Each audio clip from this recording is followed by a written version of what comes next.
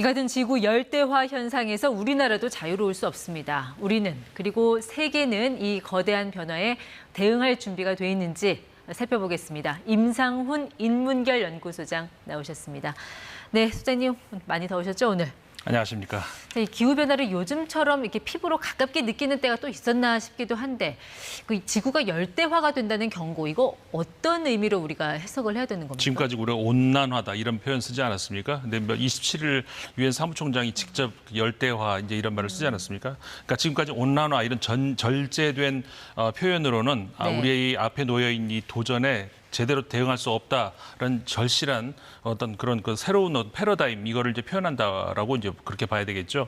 사실 우리가 올 여름 굉장히 더울 것이다라는 거는 올 초에도 얘기가 있었습니다. 네. 근데 이제 그 엘니뇨 현상이라고 흔히 말하는 그러니까 이 그 태평양 쪽에 예. 수면 온도가 2도 이상 올라가는 것, 그 현상을 엘니뇨 현상이라 그러는데 그것 때문에 더울 것이다 그랬는데 아직 그게 오지도 않았다는 거죠. 그러니까 이게 올여름만 유난히 더울 것이다라는 것이 아니고 이게 새로운 뉴노멀, 이 정상이 앞으로 계속 이렇게 될 수 있을 것이다. 예. 이게 우리를 더 불안하게 만드는 것이죠. 우리가 걱정했던 거 슈퍼 엘니뇨는 아직 오지도 않았는데 벌써부터 네. 이렇게 더우면 나중에는 어떻게 될 것이냐. 그래서 그런 말도 하잖아요. 오늘이 가장 시원하다. 예. 그러니까 역사상 가장 더운 여름이라는 올해가 어쩌면 가장 시원한 여름일 수도 있다. 이런 얘기일까요? 우리가 대응을 어떻게 하냐에 따라서 그렇게 될 수도 있다는 것이죠. 미래에 그 우리가 정말 그 불안한 그런 미래를 만들지 않기 위해서라도 우리 대응을 해야 되는데 정말로 우리가 그렇지 않으면은 올해가 제일 시원한 여름이 될 수도 있다는 건데 지금까지 100년 넘게 그 한 16도 정도대를 유지를 해왔는데 올해 지구 평균 기후가 최근 17도를 넘어섰습니다. 네. 근데 기록을 경신했다는 얘기거든요. 그러니까는 이 인류가 기온을 관측한 것이 1880년부터인데 그 이후로 계속해서 이제 지구의 표면 온도를 지금까지 측정을 해왔습니다만은 올해 가장 더운 아까도 말씀드렸던 17, 그러니까 17.08도를 지난 7월 6일 경신을 했다는 거거든요. 17도 하니까 뭐 살만한 거 아닌가 이런 생각이 들 수도 있을 것 같은데. 전체 겨울, 봄, 여름, 가을, 겨울 합쳐서 그렇다는 것인데 예. 이것이 여름에는 어마어마한 그 온도의 상승 이 결과라는 것이죠. 그러니까 전과는 차원이 달라진 날씨 때문에 이제는 정부가 이런 기후 문제에 개입하는 상황까지 갔잖아요. 그렇죠. 예. 근데 미국 바이든 대통령은 최근에 이제 대국민 연설까지 했습니다. 그 내용을 보니까 노동부 장관에 폭염 위험 경보를 발령해달라 뭐 이런 요청을 하는 내용이 있는데 네. 뭐 기상청도 아니고 왜 노동부 장관한테 이런 요청을 그렇죠. 보통 할까요? 우리가 기후 대응한다 그러면 기상청 뭐 이렇게 생각을 할 수 있잖아요. 그런데 노동부 이 왜 그러냐면은 사실 우리가 기후 너무 덥다던가 이렇게 될 경우 가장 이 취약 지역 그러니까 가장 위험에 노출될 수 있는 것이 건설 현장이라고 예. 할 수가 있는 것이죠. 그렇기 때문에 바로 이게 노동부가 그 대응을 해야 되는 미국은 그런 상황까지 갔다는 것이고 미국뿐만 아니라 전 세계적으로 이런 그 노동부가 대응을 해야 되는 정부 차원에서 네. 이런 국가들이 점점 늘어나고 있다는 것입니다. 그러니까 노출 사업장을 뭐 선정하다든지 안전 규칙 마련, 도심 녹지 확대. 그렇죠. 이게 뭐 나중에 뭐 노사협약에 에어컨 의무 설치 이런 조항이 들어갈 수도 이미 있겠네요. 여러 나라에서 이 집을 지을 때 에어컨을 의무적으로 설치해야 되는 이걸 이제 그 고심하고 있는 나라들이 점점 늘어나고 있다는 겁니다. 네. 제가 미국의 고민을 살펴봤는데 사실 지금 폭염 때문에 또 신음하는 나라가 유럽이잖아요. 그렇죠. 그 유럽의 고민은 어떨까요, 지금? 저는 그 진짜 제가 그 느낀 것이 바로 유럽의 이 기후 변화거든요. 제가 90년대 유럽에서 살았었는데 프랑스 사셨죠? 예, 네. 그때의 유럽 기후는 한국에 비해서 굉장히 온화했었습니다. 근데 지금은 완전히 지금 이제 그 일 때문에 자주 가서 이렇게 비교를 해보면은 그때의 유럽하고 지금 유럽하고는 완전히 달라진. 지금은 여름이 되면은 한국보다 더 덥단 말이에요, 거기가.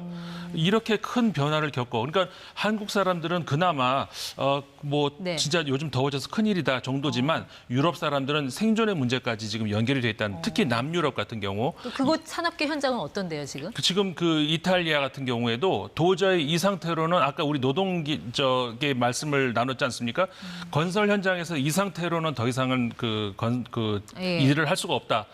파업도 나오고 있는 것이고. 뭐 조기 퇴근도 하고. 그렇죠. 조기 예. 퇴근. 그리고 이제 낮에는 우리 과거에는 그 시에스타라고 해가지고 낮잠 이거 네. 이거 이제 더 이상 하면 안 된다. 그 경제 좋지 않다. 이래 한때 그렇지 않습니까? 예. 이거 다시 도입하려고 하는.